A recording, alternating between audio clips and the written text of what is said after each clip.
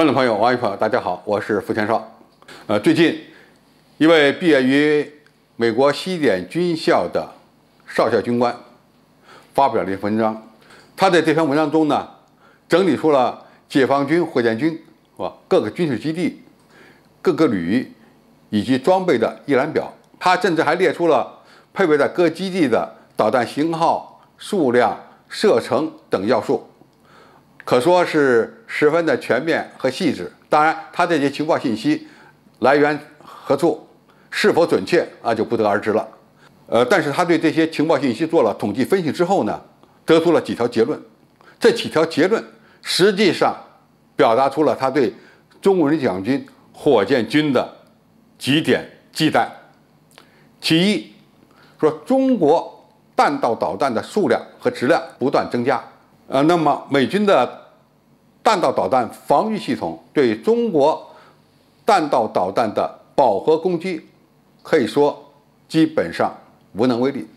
何况中国的导弹在数量和精度这两个方面呢，不断的齐头并进，这一点对美军是构成了相当大的压力。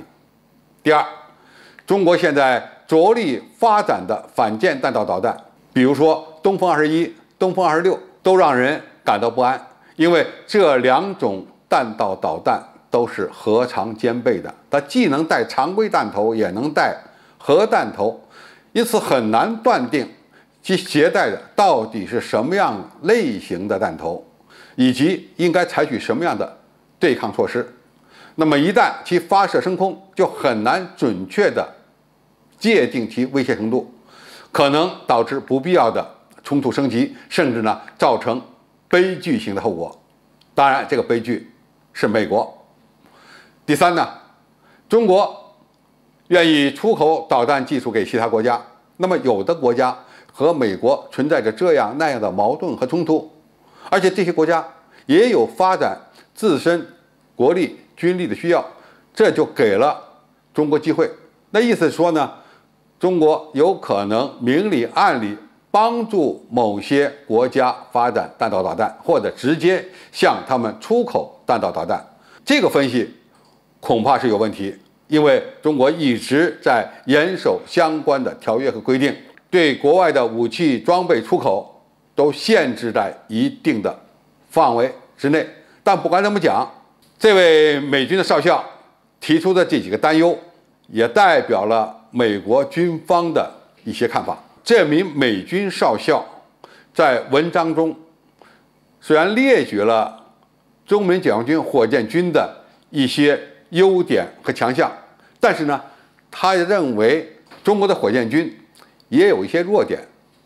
那么，如果中美之间发生军事冲突，就可以利用中国的弱点，让美国的盟友和中国的敌人同时发力，来消耗解放军的导弹库存，从而减小美军拦截中国导弹的压力。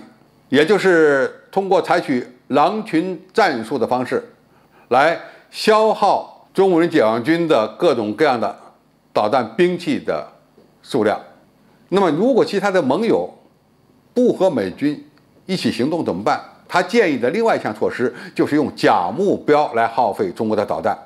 你说他这样的一个建议提出的到底是我们火箭军的弱点呢，还是对抗我们火箭军导弹的一种措施呢？我想更多的应该是措施，而不是弱点。因为假目标这样的一个方式呢，早在一战、二战期间就采用了。假目标确实有助于迷惑对手，同时呢，浪费他的弹药。但是这要怎么看？如果它指的是东风21D、东风26这种弹道式的反舰导弹，那么它就要明确这两种类型的弹道导弹对付的是什么目标。它对付的不是地面目标，而是水面目标。地面目标造假相对比较容易，但是假的军舰，特别是假的航空母舰，这么大的目标，你怎么去造？怎么造假？这是一个大大的问题。何况这样的假目标，你造出来只是让它飘在海上，恐怕达不到目的。因为航空母舰一般来讲都是在海上高速航行的，以保证舰载机的安全起飞和降落。如何造出这样大型的海上假目标，恐怕也是美军的一个难题。你造出来了，能否真的欺骗对手？这个恐怕又是另外的一个问题。可以这么讲吧，这个美军少校提出这个建议，恐怕对美军而言起不到太大的作用。何况中国的导弹，包括弹道导弹和反舰导弹，那作战时呢，并不一定是要大规模的杀伤美军，而是要破坏它的作战能力。只要将其航母瘫痪在海上，或者呢是对它的重要军事基地发动攻击，让它的轰炸机、战斗机无法起飞，军舰无法出港，那么作战目标就可以达成了。